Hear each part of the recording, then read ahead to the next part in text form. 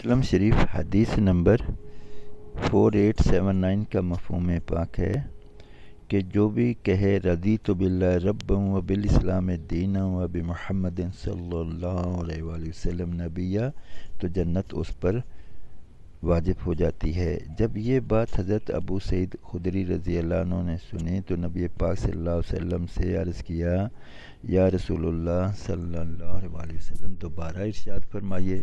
تو آپ صلی اللہ علیہ وسلم نے دوبارہ ارشاد فرمایا، پھر فرمایا ایک دوسری چیز بھی ہے جس کی وجہ سے بندہ کو جنت میں 100 درجے بلند کر دیا جاتا ہے، اور 2 درجوں کا درمیانی فاصلہ آسمان و زمین کے درمیانی فاصلہ کے برابر ہے۔